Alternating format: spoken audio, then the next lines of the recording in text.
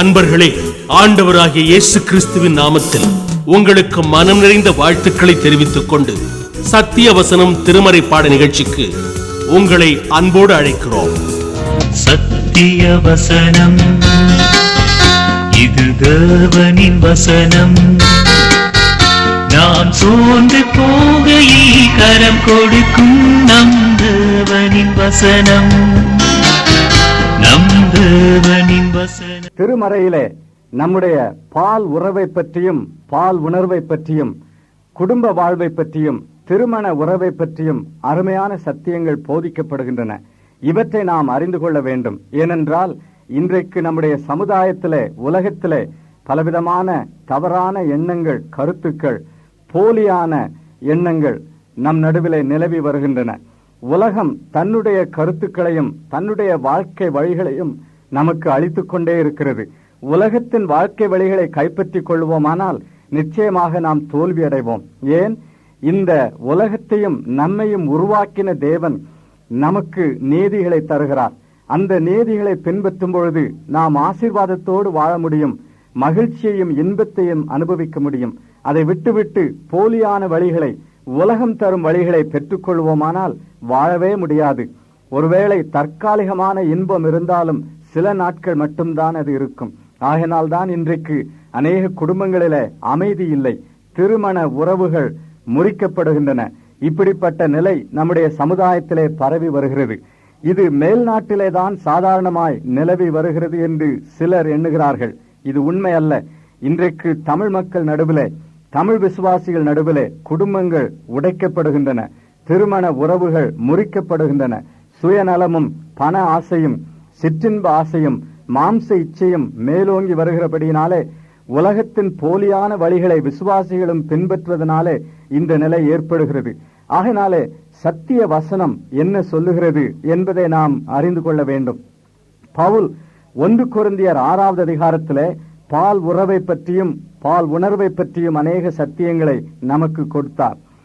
1 கொரிந்தியர் 7வது அதிகாரத்திலும் அவ்விதமாகவே கொடுத்திருக்கிறார். 1 கொரிந்தியர் 7வது அதிகாரத்திலே திருமண உறவை பற்றி அநேக சத்தியங்களை அவர் நமக்கு தருகிறார். தேவன் பவுலின் மூலமாக நமக்கு கொடுக்கும் இந்த சத்தியங்களை சற்று நாம் படிப்போம். திருமண உறவை பற்றி 1 கொரிந்தியர் 7வது அதிகாரத்தில் கூறப்படும் சத்தியங்கள் என்ன? இதிலே முக்கியமான சத்தியம் திருமண உறவு கிறிஸ்துவுக்குள் உள்ள உறவு என்பதாகும். ஆம், கிறிஸ்துவுக்குள் உள்ள உறவு திருமண உறவு என்பதை ஒப்புக்கொண்டால் அவர் என்ன கூறுகிறார் என்பதை நாம் கவனிப்போம். இப்படி கிறிஸ்துவுக்குள் இந்த உறவு இருக்கிறது என்பதை 39வது வசனத்திலே பார்க்கிறோம். மனைவியானவள் தன் புருஷன் உயிரோடு இருக்கும் காலமளவும் பிரமாணத்தினால் கட்டப்பட்டிருக்கிறாள். தன் புருஷன் மரித்த பின்பு தனக்கு இஷ்டமானவனாயும் கர்த்தருக்குள் பட்டவனாயும் இருக்கிற எவனையாகிலும் விவாகம் பண்ணிக்கொள்ள விடுதலையாயிருக்கிறாள் என்று எழுதுகிறார். ஒரு மனிதன், ஒரு சகோதரி அல்லது ஒரு சகோதரன் திருமணத்தை குறித்து எண்ணும் பொழுது அவர் கூறுகிற 2 காரியங்களை இங்கே பார்க்கிறோம். தனக்கு இஷ்டமானவன், கர்த்தருக்கு உட்பட்டவன். இந்த 2 காரியங்களும் முக்கியம்.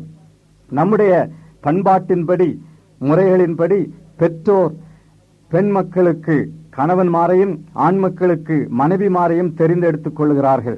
இது நல்லது. ஆனால் அதே சமயத்தில் பெற்றோர் கவனிக்க வேண்டியது தங்கள் பிள்ளைகளுக்கு விருப்பமானவர்களாகவும் இருக்க வேண்டும், கர்த்தருக்குட்பட்டவர்களாகவும் இருக்க வேண்டும். தங்களுக்கு மட்டும் விருப்பமானவர்களாய் இருக்கிறவர்களை தெரிந்து கொள்ளக்கூடாது. பணத்தையும் பதவியையும் நல்ல வேலையையும் எவ்வளவு கிடைக்கும் என்பதையும் சார்ந்து தங்கள் மக்களுக்கு வரன்களை தெரிந்தெடுத்துக் கொண்டால் பின்னாலே அவர்களுடைய வாழ்வு பாதிக்கப்படும். இதை நினைவில் இருத்திக் கொள்ள வேண்டும். தங்களுடைய குடும்ப பெருமையையும் ஜாதி பெருமையையும் கருதி தங்கள் மக்களுக்கு வாழ்க்கை துணைவர்களையும் துணைவிகளையும் தெரிந்து கொண்டால் பின்னாலே கஷ்டப்பட வேண்டும். என் அருமையான சகோதரனே, சகோதரியே, உன்னுடைய பிள்ளைகளுக்கு துணைவர்களை, வாழ்க்கை துணைவர்களை தெரிந்து கொள்வது எந்த அடிப்படையிலே தெரிந்து கொள்கிறாய்? முதலாவது ஜெபித்து ஆண்டவருடைய சித்தம் என்ன என்பதை அறிந்து கொள்ள வேண்டும். அடுத்தபடி அந்த பிள்ளைகளுக்கு ஏற்றவர்களாக இருக்க வேண்டும். உன்னுடைய மகளுக்கு அல்லது மகனுக்கு விருப்பமானவர்களாக, அவர்களுக்கு பொருத்தமானவர்களாக இருக்க வேண்டும். உனக்கு பொருத்தமானவர்களை நீ தெரிந்து கொண்டால் அது பின்னாலே அவர்களை பாதிக்கும் என்பதை அறிவாயா? எத்தனை பெற்றோர் இவ்விதமாக தங்கள் பிள்ளைகளுக்கு திருமணம் செய்துவிட்டு பிறகு பிள்ளைகள் பிரிந்து வாழ்வதை பார்த்து துக்கப்பட்டு கொண்டிருக்கிறார்கள். மனம் திரும்பி ஆண்டவரிடத்திலே மன்னிப்பு கேட்டு இதை அவர் சரி பண்ண வேண்டும் என்று நாம் கேட்க வேண்டும். என் அருமையான நண்பனே, உன்னுடைய வாழ்க்கை உனக்கு அல்ல, உன் ஆண்டவருக்குரியது. ஒருவேளை நீ உனக்கு வாழ்க்கை துணைவியையோ அல்லது வாழ்க்கை துணைவரையோ தெரிந்து கொள்ள எண்ணினால் முதலாவது ஞாபகத்தில் வைத்துக் கொள்ள வேண்டும், அவர் விசுவாசியாயிருக்க வேண்டும். ரட்சிக்கப்பட்ட நீ ரட்சிக்கப்படாத ஒருவரை எப்படி திருமணம் செய்து கொள்ளலாம்?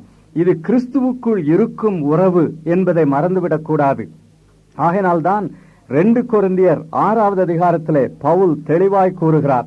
2 கொரிந்தியர் 6வது அதிகாரம் 14வது வசனம், அந்நிய நுகத்திலே அவிசுவாசிகளுடன் பிணைக்கப்படாதிருப்பீர்களாக. நீதிக்கும் அநீதிக்கும் சம்பந்தமேது? ஒளிக்கும் இருளுக்கும் ஐக்கியமேது? கிறிஸ்துவுக்கும் பேலியாளுக்கும் இசைவேது? அவிசுவாசியுடனே விசுவாசிக்கு பங்கேது? தேவனுடைய ஆலயத்துக்கும் விக்கிரகங்களுக்கும் சம்பந்தமேது? நான் அவர்களுக்குள்ளே வாசம் பண்ணி அவர்களுக்குள்ளே உலாவி அவர்கள் தேவனாயிருப்பேன், அவர்கள் என் ஜனங்களாயிருப்பார்கள் என்று தேவன் சொன்னபடி நீங்கள் ஜீவனுள்ள தேவனுடைய ஆலயமாயிருக்கிறீர்களே என்று கூறுகிறார். ஒரு விசுவாசி அவிசுவாசியோடு நுகத்திலே பிணைக்கப்படக்கூடாது என்று தெளிவாக இங்கே எடுத்து கூறுகிறார். இதை நாம் பழைய ஏற்பாட்டிலும் பார்க்கிறோம். ஆபிரகாம் தம்முடைய மகனுக்கு ஒரு மனைவியை தேடுவதற்காக தம்முடைய ஊழியக்காரனை அனுப்புகிறார். அந்த ஊழியக்காரனை அனுப்பும்போது அவனுக்கு சொன்ன வார்த்தைகளை கவனிப்போம். ஆதியாகமம் 24வது அதிகாரம் 3வது 4வது வசனங்கள், நான் கூடியிருக்கிற கானானியருடைய குமாரத்திகளில் நீ என் குமாரனுக்கு பெண் கொள்ளாமல் நீ என் தேசத்துக்கும் என் இனத்தாரிடத்துக்கும் போய் என் குமாரனாகி ஈசாக்குக்கு பெண் கொள்வேன் என்று வானத்துக்கு தேவனும் பூமிக்கு தேவனுமாகிய கர்த்தர் பேரில் எனக்கு ஆணையிட்டு கொடுக்கும்படிக்கு நீ உன் கையை என் தொடையின் கீழ் வை என்றான். யெகோவாவின் பேரில் ஆணையிடும்படி ஆபிரகாம் அழைக்கிறார். ஏன்? யெகோவாவை கனம் பண்ண வேண்டும். யெகோவாவின் மேல் விசுவாசம் வைத்த ஒரு பெண்ணை தம்முடைய குமாரனுக்கு கொள்ள வேண்டும். இதுதான் அவருடைய வாஞ்சை. இந்த வசனத்தின் அடிப்படையிலே உறவினர்கள் நடுவிலேயே திருமணம் செய்ய வேண்டும், சொந்த ஜாதியிலேயே சமுதாயத்திலே திருமணம் செய்ய வேண்டும் என்று வசனம் போதிக்கிறது என்று கூறிவிடக் கூடாது. இஸ்ரவேல் மக்கள் தங்கள் விசுவாசிகளாக தங்கள் நடுவில் இருக்கிற மக்களையே திருமணம் செய்ய வேண்டும் என்பதனாலே இஸ்ரவேல் ஜாதியார் தங்கள் ஜாதியிலேயே திருமணம் செய்ய வேண்டும் என்று ஆண்டவர் கூறினார். ஆகையினாலே நாமும் ஜாதி விட்டு ஜாதி போய்விடக்கூடாது என்று ஜாதி வேறுபாடு திருமண காரியங்களிலே சிலர் கொண்டு வந்து நுழைத்து விடுகிறார்கள். என் அருமையான சகோதரனே சகோதரியே, விசுவாசி என்று கூறிக்கொண்டு ஜாதி பேசுவாயானால் உன்னுடைய விசுவாசம் கேள்விக்குரியதாகும். அங்கு ஜாதி அல்ல முக்கியமான பிரச்சனை. இஸ்ரவேலருக்குள்ளேயே திருமணம் செய்ய வேண்டும் என்பது ஏன்? அவர்கள் யெகோவாவை வணங்குகிற மக்களை திருமணம் செய்ய வேண்டும், ஒரே விசுவாசத்திலே திருமணம் செய்ய வேண்டும் என்பதைத்தான் ஆண்டவர் அங்கு வலியுறுத்தி கூறுகிறார். ஆகினாலே விசுவாசி அவிசுவாசியோடு ஒரு நுகத்திலே இணைக்கப்படக்கூடாது. சொந்த ஜாதி என்பதனாலே ஒரு அவிசுவாசியை நீ உன் மகளுக்கோ மகனுக்கோ தெரிந்து கொள்ளக்கூடாது. திருமண சம்பவத்திலே கர்த்தர் மகிமைப்பட வேண்டும். இது வேதத்தின் தெளிவான போதனை. திருமண உறவின் அடிப்படையாக ஆண்டவரோடு நமக்கு இருக்கும் உறவு அமைய வேண்டும். 1 கொரிந்தியர் 7வது அதிகாரத்திலே திருமண உறவை பற்றி பவுல் எழுதுகிறார். அவர் மூலமாக தேவன் நம்மோடு பேசுகிற சத்தியங்கள் இந்த அதிகாரத்தில் அடங்கியிருக்கின்றன. ஒரு விதவையானவள் மறுமணம் செய்ய தீர்மானிக்கும் பொழுது எப்படிப்பட்ட கணவனை தெரிந்து கொள்ள வேண்டும் என்று பவுல் இங்கு எழுதுகிறார். 1 கொரிந்தியர் 7வது அதிகாரம் 39வது வசனம், தன் புருஷன் மரித்த பின்பு தனக்கு இஷ்டமானவனாயும் கர்த்தருக்கு உட்பட்டவனாயினும் இருக்கிற எவனையாகிலும் விவாகம் பண்ணிக்கொள்ள விடுதலையாயிருக்கிறாள் என்று எழுதுகிறார். கர்த்தருக்கு உட்பட்டவனாயிருக்க வேண்டும் என்கிற அந்த வார்த்தையை கவனிப்போம். விவாகம் பண்ண போகிற ஆள் கர்த்தருக்கு உட்பட்டவனாய் இருக்க வேண்டும். இது மிகவும் முக்கியமான ஒரு நிபந்தனையாக திருமறையில் கொடுக்கப்படுகிறது. ஒரு விசுவாசி அவிசுவாசியை திருமணம் செய்து கொள்ளக்கூடாது. பெற்றோர் தங்கள் மகனுக்கோ மகளுக்கோ உரிய வாழ்க்கை துணையை தேடும்பொழுது எப்படிப்பட்ட ஆணையோ பெண்ணையோ தேடுகிறார்கள்? சாதாரணமாய் ஜாதி பார்த்து ஜாதகம் பார்த்து கல்யாணம் செய்கிற கிறிஸ்தவர்களும் இருக்கத்தான் செய்கிறார்கள். இது ஆண்டவரை துக்கப்படுத்துவதாகும். ஜாதி பிரிவினைக்கோ ஜாதகம் பார்ப்பதற்கோ ஒரு விசுவாசியின் வாழ்க்கையில இடம் இருக்கக்கூடாது. உன்னை விசுவாசி என்று கூறிக்கொண்டு ஜாதி வேறுபாடு பற்றி நீ பேசிக் கொண்டிருப்பாயானால் உன் விசுவாசம் திருமறைக்கு ஏற்ற விசுவாசம் அல்ல. உன் சீஷத்துவம் குறைவுபட்ட சீஷத்துவம். கிறிஸ்துவுக்குள்ளே எந்த வேறுபாடும் கிடையாது. ஆண்டவராகிய கிறிஸ்து எல்லா பிரிவினைகளையும் நீக்கிவிட்டார். ஆகினாலே கிறிஸ்தவர்கள் ஜாதி வேறுபாட்டின் அடிப்படையிலே தங்களை பிரித்துக் கொள்ளக்கூடாது. இன்றைக்கு நம்முடைய சபைகளிலும் நம்முடைய சமுதாயத்திலும் கிறிஸ்தவர்கள் நடுவிலே காணப்படுகிற ஒரு பெரும் பாவம் இதுவாகும். சில கிறிஸ்தவர்கள் இவ்விதமாய் பேசுவதை நான் கேட்டிருக்கிறேன். இஸ்ரவேல் மக்கள் தங்கள் சொந்த ஜாதியிலேயே திருமணம் செய்து கொள்ள வேண்டும் என்று ஆண்டவர் கட்டளையிடவில்லையா? இஸ்ரவேலிலே ஒரு மகனுக்கு பெண் பார்க்கும்போது அல்லது மகளுக்கு மாப்பிள்ளை பார்க்கும்போது தங்கள் ஜாதியிலேயே திருமணம் செய்து கொள்ள வேண்டும் என்று ஆண்டவர் கட்டளையிடவில்லையா? அப்படியானால் நாமும் ஜாதி பார்த்து கல்யாணம் செய்து கொள்வதில் என்ன தவறு என்று கேட்கிறவர்கள் இருக்கிறார்கள். உபாகமம் 7வது அதிகாரத்தில் ஆண்டவர் கொடுத்த போதனையை கவனிப்போம். அந்நிய ஜாதியாரை பற்றி இஸ்ரவேல் மக்களுக்கு அவர் கொடுத்த போதனை 2வது வசனம் 3வது வசனம். உபாகமம் 7வது அதிகாரம். அவர்களோட உடன்படிக்கை பண்ணவும் அவர்களுக்கு இறங்கவும் வேண்டாம். அவர்களோட சம்பந்தம் கலவாயாக. உன் குமாரத்திகளை அவர்கள் குமாரருக்கு கொடாமலும் அவர்கள் குமாரத்திகளை உன் குமாரருக்கு கொள்ளாமலும் இருப்பாயாக என்று ஆண்டவர் கூறினார். கானானிலே வாசம் பண்ணுகிற அந்த பல ஜாதியாரோடு கூட அவர்கள் உடன்படிக்கை பண்ணக்கூடாது, சம்பந்தம் கொள்ளக்கூடாது என்று ஆண்டவர் எச்சரித்தார். ஏன்? அந்த ஜாதியார் விக்கிரக வணக்கத்தார், பலவிதமான தவறான வழிபாடுகளிலே ஈடுபட்டவர்கள். வேசித்தனம் நிறைந்த வாழ்க்கை முறை அவரிடத்தில் காணப்பட்டது. ஆகினாலே ஆண்டவர் அப்படிப்பட்ட மக்களோடு சம்பந்தம் கொள்ளக்கூடாது என்று தம்முடைய சொந்த மக்களை எச்சரித்தார். உபாகமம் 7வது அதிகாரம் 4வது வசனத்தை பாருங்கள். என்னை பின்பற்றாமல் அந்நிய தேவர்களை சேவிக்கும்படி அவர்கள் உன் குமாரரை விலக பண்ணுவார்கள். அப்போது கர்த்தருடைய கோபம் உங்கள் மேல் மூண்டு உங்களை சீக்கிரத்தில் அழிக்கும். இதுதான் காரணம். ஏன் சம்பந்தம் கொள்ளக்கூடாது என்று சொன்னார்? அப்படி சம்பந்தம் கொள்ளும்போது அந்நிய மார்க்கத்தை சேர்ந்த அந்த மனைவியோ அல்லது கணவனோ தங்களுடைய சொந்த கணவனையும் மனைவியையும் தவறான வழிகளிலே நடத்துவார்கள். அந்நிய தேவர்களை சேவிக்கும்படி பண்ணிவிடுவார்கள். ஆகினாலே அப்படிப்பட்ட திருமணம் செய்யக்கூடாது என்று ஆண்டவர் எச்சரித்தார். ஆக ஜாதியின் அடிப்படையில் அல்ல, விசுவாசத்தின் அடிப்படையிலே அவர்கள் அவ்விதமான சம்பந்தம் கொள்ளக்கூடாது என்று அவர் கூறினார். நியாயாதிபதிகளின் நூலிலே 14வது அதிகாரத்தை எடுத்து பார்ப்போம். முதல் வசனம். சிம்சோன் திம்னாத்துக்கு போய் திம்னாத்திலே பெலிஸ்தரின் குமாரத்திகளில் ஒரு பெண்ணை கண்டு அந்த பெண்ணை கொள்ள வேண்டும் என்று தன் பெற்றோரிடத்தில் கூறுகிறான். அதற்கு பெற்றோர் கூறின பதில் 3வது வசனத்தில் பார்க்கிறோம். அவன் தாயும் அவன் தகப்பனும் அவனை நோக்கி, நீ போய் விருத்த சேதனம் இல்லாத பெலிஸ்தரிடத்தில் ஒரு பெண்ணை கொள்ள வேண்டியது என்ன? உன் சகோதரரின் குமாரத்திகளிலும் எங்கள் ஜனம் அனைத்திலும் பெண் இல்லையா என்றார்கள். சிம்சோன் தன் தகப்பனை நோக்கி, அவள் என் கண்ணுக்கு பிரியமானவள், அவளையே எனக்கு கொள்ள வேண்டும் என்றான். விருத்த சேதனம் இல்லாத பெலிஸ்தர்கள், அதாவது அவிசுவாசிகளான பெலிஸ்தர்கள், யெகோவாவை வணங்காத உடன்படிக்கைக்கு அப்பாற்பட்ட மக்கள், அவர்களோடு சம்பந்தம் கொள்ளக்கூடாது என்று கூறினார்கள். ஆகினாலே ஜாதியின் அடிப்படையில் அல்ல, பெலிஸ்தர் வேறு ஜாதியார் தாழ்ந்த ஜாதியார் என்பதனால் அல்ல, பெலிஸ்தர் அவிசுவாசிகள் என்பதனாலே இந்த சம்பந்தம் கூடாது என்று பெற்றோர் எச்சரித்தார்கள். சிம்சோன் அவள் என் கண்ணுக்கு பிரியமானவள், அவளையே கொள்ள வேண்டும் என்று கூறுகிறான். இப்படி தவறான உறவிலே நுழைந்ததனாலே சிம்சோனுக்கும் அவனுடைய குடும்பத்திற்கும் எவ்வளவோ துன்பம் ஏற்பட்டது. அருமையான பெற்றோரே, உங்கள் பிள்ளைகளுக்கு வாழ்க்கை துணை தேடும்பொழுது கர்த்தரை கனம் பண்ணுங்கள். உலக பிரகாரமாக சொத்தோ சுதந்திரமோ சம்பளமோ வாழ்க்கையில் உள்ள பெருமையோ ஜாதி பெருமையோ இதையெல்லாம் பார்த்து கொண்டு இராதபடி கர்த்தரை கனம் பண்ணுங்கள். கர்த்தரை கனம் பண்ணாதபடி உலக பிரகாரமாக தங்கள் மக்களுக்கு திருமணம் செய்து அவர்கள் வாழ்க்கை பாழ்படுத்தின பெற்றோர் எத்தனை பேர்! பிற்பாடு மகனோ மகளோ பிரிந்து வாழும்பொழுது துன்பப்படுகிறோம், துக்கப்படுகிறோம். ஆனால் ஆண்டவரை கனம் பண்ணினால் இதை நாம் தவிர்க்கலாம். இப்படியே திருமணம் செய்ய விரும்புகிற சகோதரனுக்கும் சகோதரிக்கும் நான் சொல்லிக்கொள்ள வேண்டியது, உன்னுடைய திருமண உறவின் அடிப்படை விசுவாசமாயிருக்க வேண்டும். விசுவாசியான ஒரு ஆண் அவிசுவாசியான ஒரு பெண்ணை திருமணம் செய்து கொள்ளக்கூடாது. விசுவாசியான ஒரு பெண் அவிசுவாசியான ஒரு ஆணை திருமணம் செய்து கொள்ளக்கூடாது. இப்படியெல்லாம் பார்த்தால் எனக்கு கல்யாணமே நடக்காது என்று கூறி நீ துக்கப்பட வேண்டிய அவசியமில்லை. கர்த்தரை கனம் பண்ணும்போது அவர் உன்னை கனம் பண்ணுவார். என்னை கனம் பண்ணுகிறவர்களை நான் கனம் பண்ணுவேன் என்று கூறினார் அல்லவா? அவரை கனம் பண்ணி கெட்டவர்கள் கிடையாது, அவரை கனவீனப்படுத்தி வாழ்ந்தவர்களும் கிடையாது. திருமண காரியத்திலே கர்த்தரை கனம் பண்ண வேண்டும். கிறிஸ்து நம்முடைய உறவின் நடு மையமாய் இருக்க வேண்டும். இதுதான் முக்கியமான ஒரு சத்தியம். வேறு எதுவும் இல்லையானாலும் இருந்தாலும் ஆண்டவராகிய இயேசு கிறிஸ்து உன் திருமண வாழ்விலே குடும்ப வாழ்விலே இருப்பாரானால் அதை போல பெருத்த ஸ்லாக்கியம் எதுவும் இல்லை. ஆகினாலே ஆண்டவரை கனம் பண்ணுவாயா? அவருடைய சித்தத்தை உன் வாழ்க்கையின் எதிர்காலத்திலே தேடுவாயா?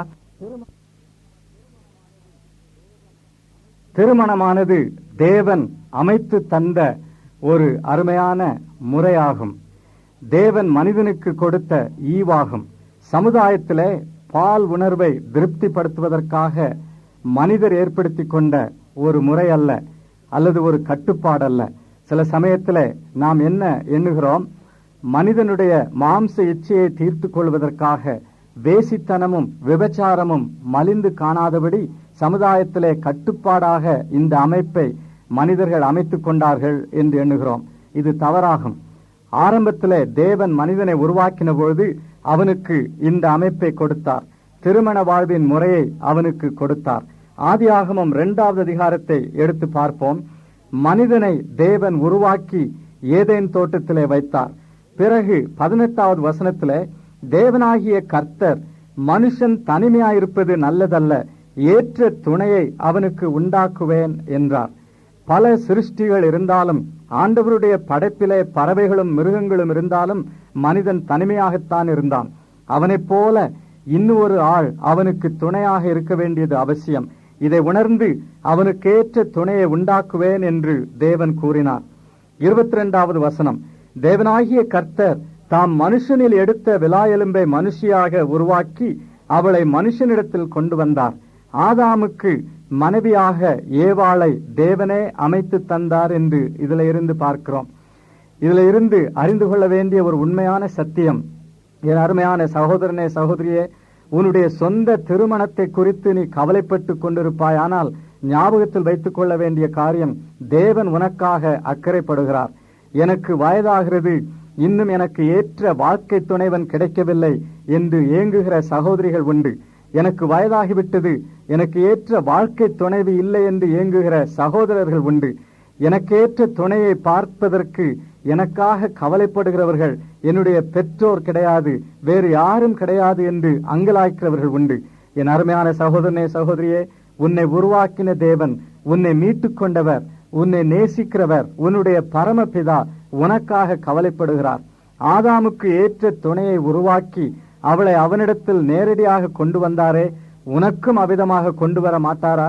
உனக்கேற்ற ஒரு துணையை அவர் உருவாக்கி வைத்திருக்கிறார், நிச்சயமாக கொண்டு வருவார். ஆனால் ஒன்று, நீ திருமணம் செய்வது அவருக்கு சித்தமானால் அவர் அவ்விதமாக துணையை கொண்டு வருவார். முதலாவது அறிந்து கொள்ள வேண்டியது, திருமணம் செய்வது அவருடைய சித்தமா அவருடைய திட்டமா என்று அறிந்து கொள்ள வேண்டும். அப்படி அவருடைய திட்டம் சித்தம் என்று தெளிவுபடுத்தி கொண்ட பிறகு அவர் நிச்சயமாக உனக்கேற்ற துணையை கொண்டு வர வேண்டும் என்று ஜெபிக்க வேண்டும். அவருடைய சித்தத்திற்காக காத்திருக்க வேண்டும். அவசரப்பட்டு எதையும் செய்துவிடக் கூடாது. பெற்றோரும் அவசரப்பட்டு தங்கள் மகனுக்கு வயதாகிறதே என்று தவறான தீர்மானங்களை உலக பிரகாரமாக செய்து தங்கள் பிள்ளைகளின் வாழ்க்கையை பாழ்படுத்திக் கொள்ளக்கூடாது. தேவனை கனம் பண்ண வேண்டும், அவரை விசுவாசிக்க வேண்டும். என் பிள்ளைக்கு வயதானாலும் நான் அவரையே சார்ந்திருப்பேன், அவர் தெரிந்தெடுத்து கொண்டு வருவார் என்று காத்திருக்க வேண்டும். அதற்காக நாம் முயற்சி செய்யக்கூடாது என்று நான் சொல்லவில்லை. ஆனால் நம்முடைய முயற்சிகள் அவருடைய சித்தத்திற்கு ஏற்றவையாகவும் அவரை கனம் பண்ணுகிறவையாகவும் இருக்க வேண்டும். ஆதாமுக்கு ஏவாளை ஆயத்தம் பண்ணி அவர் கொண்டு வந்தார். திருமண அமைப்பை உண்டாக்கினவர் தேவன். மத்தேயு எழுதின நற்செய்தி நூல் 19வது அதிகாரத்திலே நம் ஆண்டவராகிய இயேசு கிறிஸ்துவின் வார்த்தைகளை கவனிப்போம். 4வது வசனம், ஆதியிலே மனுஷரை உண்டாக்கினவர் அவர்களை ஆணும் பெண்ணுமாக உண்டாக்கினார் என்பதையும், இது நிமித்தம் புருஷனானவன் தன் தகப்பனையும் தாயையும் விட்டு தன் மனைவியோட இசைந்திருப்பான், அவர்கள் இருவரும் ஒரே மாம்சமாயிருப்பார்கள் என்று அவர் சொன்னதையும் நீங்கள் வாசிக்கவில்லையா என்று ஆண்டவர் கேட்கிறார். தேவன் திருமணத்தை அமைத்து தந்தார். திருமண அமைப்பை ஒழுங்கை ஏற்படுத்தினவர் கடவுள். என்பது இதிலிருந்து தெளிவாகிறது. ஆகினாலே என் அருமையான நண்பனே, திருமண அமைப்பை உருவாக்கி தந்தவர் தேவனானால் அவருடைய வசனத்துக்கேற்றபடி, அவருடைய சத்தியத்திற்கேற்றபடி நம்முடைய திருமண வாழ்க்கையை நாம் அமைத்துக் கொள்ள வேண்டும். சமுதாயத்திலே மனிதனாக ஏற்படுத்தி கொண்ட ஒரு கட்டுப்பாடல்ல இது, ஒரு அமைப்பு அல்ல, ஒரு ஒழுங்கல்ல, தேவனால் நிர்மாணிக்கப்பட்டது. அப்படியானால் அவருடைய சித்தத்தின்படி இதிலே நாம் ஈடுபட வேண்டும். கிறிஸ்துவுக்கு திருமண உறவிலே நடுமையமான இடம் இருக்க வேண்டும் என்பது வேதத்தின் தெளிவான போதனை. புதிய ஏற்பாட்டில் மட்டுமல்ல, பழைய ஏற்பாட்டிலும் திருமண உறவை பற்றி இந்த சத்தியம் கூறப்படுகிறது. மல்கியாவின் தீர்க்கதரிசன நூல் 2வது அதிகாரம் எடுத்துக்கொள்வோம். 14வது வசனம், உன் தோழியும் உன் உடன்படிக்கையின் மனைவியுமாகிய அவளுக்கு நீ துரோகம் பண்ணினாயே என்று அந்த வசனத்தின் இறுதி பகுதியிலே கூறுகிறார். இந்த வார்த்தைகளை நன்றாய் கவனிப்போம். உடன்படிக்கையின் மனைவி என்று கூறப்படுகிறது. அப்படியானால் திருமணம் ஒரு உடன்படிக்கை, தேவனை கனம் பண்ணும் உடன்படிக்கை, தெய்வீக உடன்படிக்கை. இது ஏதோ மனுஷீகமாக ஆணும் பெண்ணும் செய்து கொள்ளுகிற ஒரு ஒப்பந்தம் என்று நாம் எண்ணக்கூடாது. இப்படி இதை பற்றி எளிதாக எண்ணுவதால் தான் எளிதிலே அதை உடைத்து போடுகிறோம், மீறி விடுகிறோம். ஏதோ ஒரு அரசாங்க அலுவலகத்திலே சென்று அரசாங்க அதிகாரிக்கு முன்பு ஆணும் பெண்ணும் செய்து கொள்ளுகிற ஒரு ஒப்பந்தம் அல்ல இது. கடவுளின் பார்வையிலே செய்து கொள்ளுகிற உடன்படிக்கை. திருமணம் கோவிலில் செய்யப்பட்டதானாலும் சரி, வேறு எந்த அமைப்பிலே ஒழுங்கிலே நடத்தப்பட்டதானாலும் சரி, ஆண்டவரை கனம் பண்ணும் திருமணம் அவருடைய சமூகத்திலே செய்யப்பட்ட உடன்படிக்கை என்பதை நாம் நினைவில் இருத்திக் கொள்ள வேண்டும். இந்த உடன்படிக்கையிலே 3 ஆட்கள் உண்டு. ஒன்று கணவன், இன்னொன்று மனைவி, மூன்றாவது தேவன். இதைத்தான் இந்த வசனத்திலே பார்க்கிறோம். உன் தோழியும் உன் உடன்படிக்கையின் மனைவியுமாகி அவளுக்கு நீ துரோகம் பண்ணினாயே என்று கூறுகிறார். அதற்கு முன்பு அதே வசனத்திலே கர்த்தர் உனக்கும் உன் இளவயதின் மனைவிக்கும் சாட்சியாயிருக்கிறார் என்று கூறுகிறார். ஒரு முக்கோணம் போல உள்ள இந்த உறவிலே முக்கோணத்தின் உச்சமாயிருக்கிறார் தேவன். அந்த முக்கோணத்தின் 2 பகுதிகளிலே கணவன் இன்னொரு இடத்திலும் மனைவி இன்னொரு இடத்திலும் காணப்படுகிறார்கள். ஆக முக்கோணத்தில் 3 புள்ளிகள். கிறிஸ்து ஒரு புள்ளி, உச்சமான புள்ளி. அடுத்த புள்ளி கணவர், இன்னொரு புள்ளி மனைவி. இவ்விதமாக திருமண உறவை நாம் காண வேண்டும். கிறிஸ்து நடு மையத்தில் இருக்கிறார், சாட்சியா இருக்கிறார். அவருடைய சமூகத்தில் செய்யப்பட்ட உடன்படிக்கை இது. இன்னொன்று, இந்த வசனத்துல மனைவி தோழி என்று கூறப்படுகிறாள். அப்படியானால் மனைவியை வேலைக்காரியாக நாம் எண்ணிக்கொள்ளக் கூடாது. மனைவி ஏதோ நமக்கு கீழானவள், தாழ்மையானவள் என்கிறபடி வேதம் போதிக்கவில்லை. ஆதியாகமம் 2வது அதிகாரத்திலே ஏவாளை உருவாக்கின தேவன் எப்படி உருவாக்கினார்? 2வது அதிகாரம் 21வது வசனம், அவன் நித்திரை அடைந்தான், அவர் அவன் விலா எலும்புகளில் ஒன்றை எடுத்து அந்த இடத்தை சதையினால் அடைத்தார். விலாவிலிருந்து ஏவாளை உருவாக்கினார் தேவன், தலை எலும்பிலிருந்து உருவாக்கவில்லை. ஆகினாலே மனைவியை தலையின் மேல் தூக்கி வைக்க கூடாது. கால் எலும்பிலிருந்து உருவாக்கவில்லை, காலின் கீழ் போட்டு அவளை வதைக்க கூடாது. விலாவிலிருந்து எடுத்தார், பக்கத்தில் இருப்பதற்காக உருவாக்கப்பட்டவள் தோழி. இதுதான் திருமண உறவு. கணவனுக்கு தோழி மனைவி, மனைவிக்கு தோழன் கணவன். இவர்கள் இருவருக்கும் நடுவிலே சாட்சி ஆண்டவர். கிறிஸ்துவை நடு மையத்தில் வைத்திருக்கும் உறவு திருமண உறவு. ஒரு முக்கோணத்தை போன்றது இந்த உறவு. முக்கோணத்திற்கு 3 புள்ளிகள் உண்டு. அதிலே உச்ச புள்ளியிலே கிறிஸ்து இருக்கிறார். ஒரு புள்ளி கணவர், இன்னொரு புள்ளி மனைவி. மல்கியா 2வது அதிகாரம் 14வது வசனத்தில் இதை பார்க்கிறோம். கர்த்தர் உனக்கும் உன் இளவயதின் மனைவிக்கும் சாட்சியா இருக்கிறார். உன் தோழியும் உன் உடன்படிக்கையின் மனைவியுமாகி அவளுக்கு நீ துரோகம் பண்ணினாயே என்று கேட்கிறார் தேவன். கர்த்தர் சாட்சியா இருப்பதனாலே இந்த உறவிலே ஏற்படும் கேடுகள், இந்த உறவிலே ஏற்படும் அநீதி எல்லாவற்றையும் அவர் கவனித்துக் கொண்டிருக்கிறார். இன்றைக்கு திருமண உறவுகளிலே எவ்வளவு அநீதி இழைக்கப்படுகிறது அல்லவா? கணவன் கொடுக்க வேண்டிய பணத்தை மனைவி கொடுக்கவில்லை, அல்லது ஏராளமான பணத்தை கொண்டு வரவில்லை என்று அவளை துன்புறுத்துகிறான். கணவனுடைய பெற்றோரும் அவளை துன்புறுத்துகிறார்கள். இது கிறிஸ்தவ சமுதாயத்திலும் காணப்படுகிறது. கிறிஸ்தவ சமுதாயத்திலும் இன்றைக்கு ரொக்கம் வாங்குவது என்கிற கேடுபாடான ஒரு முறைமை காணப்படுகிறது. அரசாங்கம் சட்டப்படி அதை தடுக்க முயலுகிறது. ஆனால் கிறிஸ்தவர்களோ அதை ஊக்குவிக்கிறார்கள். என் அருமையான சகோதரனே, சகோதரியே, உன்னுடைய திருமண ஒழுங்குகளிலே, உறவிலே பணத்திற்கு முக்கியத்துவம் கொடுத்து இவ்வளவு ரொக்கம் கொண்டு வர வேண்டும், அவ்வளவு நகை கொண்டு வர வேண்டும் என்று கெடுபிடியாக இருப்பாயானால் அது கர்த்தருக்கு விரோதமானது என்பதை ஞாபகத்தில் வைத்துக் கொள்ள வேண்டும். திருமண உறவை வியாபார உறவாக்கி விட்டாய். இது ஆண்டவரை அவமதிப்பதாகும். இப்படி செய்கிற பெற்றோரும் பாவம் செய்கிறார்கள், இப்படி செய்கிற பெண்களும் ஆண்களும் பாவம் செய்கிறார்கள் என்பதை நாம் நினைவில் இருத்திக் கொள்ள வேண்டும். ஆக திருமண உறவிலே இழைக்கப்படும் அநீதியை எல்லாம் தேவன் கவனித்துக் கொண்டிருக்கிறார். மனைவிமாரை அடிக்கும் கணவன்மார் உண்டு. மனைவிமாரை அடிக்கும் கணவன்மார் மட்டுமல்ல, கணவன்மாரை அடிக்கும் மனைவிமாரும் கூட உண்டு. இது எவ்வளவு தவறல்லவா? இது திருமண உறவிலே ஏற்படும் ஒரு பெரிய அவமானமாகும், வெட்கக்கேடான ஒரு காரியமாகும். திருமண உறவிலே உன் மனைவியை நீ துன்புறுத்துவாயானால் ஒருவேளை அவளை கேட்க யாரும் இல்லை என்று நீ எண்ணிக்கொள்ளலாம். ஏழை குடும்பத்திலிருந்து வந்தவள், யாரும் அவளை கேட்க மாட்டார்கள் என்று நீ நினைத்துக் கொள்ளலாம். தேவன் கேட்கிறார், அவர் பார்த்து கொண்டிருக்கிறார்.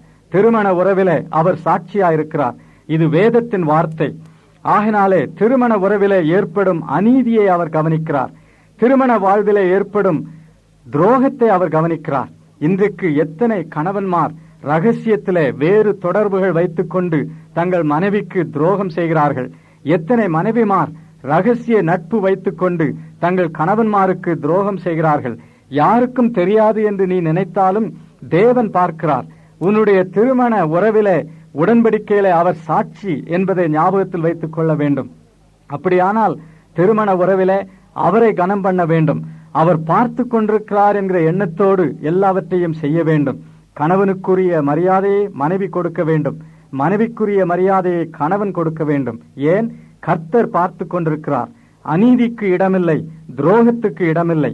அது மட்டுமல்ல, இயேசு நடுமையத்தில் இருக்கிறார் என்பதனாலே இன்னொரு சத்தியம், அவரிடத்துல நாம் சென்று அவருடைய திட்டத்தை பெற்று நிறைவேற்ற வேண்டும். ஆண் பெண் இந்த உறவிலே பெண் இழிவானவள், தாழ்மையான நிலையில் உள்ளவள், குறைவுபட்டவள், பலவீனமானவள் என்று அடிக்கடி நாம் எண்ணிக்கொள்கிறோம் அல்லவா? ஆனால் வேதம் என்ன கூறுகிறது? உன் மனைவி உனக்கு தோழியானவள் என்று கூறுகிறது. அப்படியானால் அவளை கனத்தோடு நடத்த வேண்டும். கலாத்தியருக்கு எழுதின நிருபம் 4வது அதிகாரத்திலே என்ன சொல்லி இருக்கிறது? 3வது அதிகாரத்திலே 28வது வசனத்திலே, யூதன் என்றும் கிரேக்கன் என்றும் இல்லை, அடிமை என்றும் சுயாதீனன் என்றும் இல்லை, ஆண் என்றும் பெண் என்றும் இல்லை, நீங்கள் எல்லாரும் கிறிஸ்து இயேசுவுக்குள் ஒன்றாயிருக்கிறீர்கள் என்று கூறியிருக்கிறது. இயேசு கிறிஸ்துவிலே பெண் தாழ்வானவள், ஆண் மேலானவன் என்று வேதம் குறிப்பிடவே இல்லை. பெண் பலவீன பாண்டம் என்று கூறியிருக்கிறது. அவளுடைய உடல் நிலையை அது எடுத்து காட்டுகிறது. ஆனால் அவள் தாழ்மையானவள், தாழ்வாக நடத்தப்பட வேண்டியவள் என்று வேதம் கூறவே இல்லை. ஆணும் பெண்ணும் ஒன்று, கிறிஸ்துவுக்குள் ஒன்றாயிருக்கிறார்கள் என்றுதான் திருமறை போதிக்கிறது. அப்படியானால் கணவன் மனைவியை கனத்தோடு நடத்த வேண்டும். இப்படிப்பட்ட உறவிலே கிறிஸ்து தலையாயிருக்கிறார், அவர் நடுமையத்தில் இருக்கிறார். ஆகினால்தான் எபேசியருக்கு எழுதின நிருபம் 5வது அதிகாரம் 22வது வசனத்திலே, மனைவிகளே கர்த்தருக்கு கீழ்ப்படுகிறது போல உங்கள் சொந்த புருஷருக்கு கீழ்ப்படியுங்கள் என்று எழுதுகிறார். புருஷர்களை பார்த்து கிறிஸ்து சபையில் அன்பு கூர்ந்தது போல நீங்கள் உங்கள் மனைவியின் பேரில் அன்பு கூறுங்கள் என்று 25வது வசனத்தில் கூறுகிறார். 6வது அதிகாரம் 1 வசனத்திலே, பிள்ளைகளே உங்கள் பெற்றோருக்கு கர்த்தருக்குள் கீழ்ப்படியுங்கள் என்று கூறுகிறார். குடும்ப உறவுகள் எல்லாம் கர்த்தருக்குள்ளான உறவுகளாய் இருக்க வேண்டும்.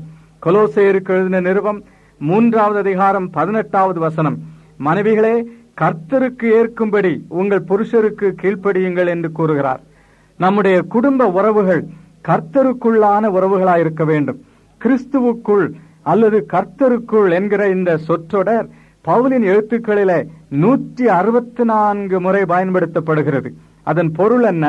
நம்முடைய எல்லா உறவுகளும் கிறிஸ்துவால் ஆளப்பட்ட உறவுகளாயிருக்க வேண்டும். கிறிஸ்துவின் ஆதிக்கத்தின் கீழ் இருக்கும் உறவுகளாயிருக்க வேண்டும்.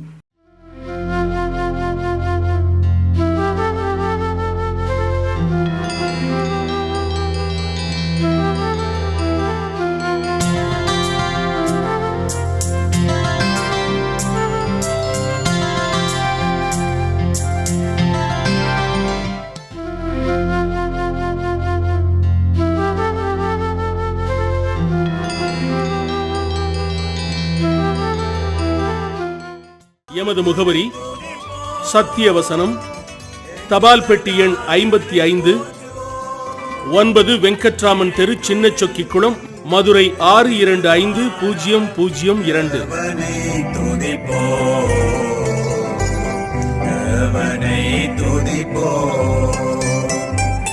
நேற்றும் இன்றும் என்றும்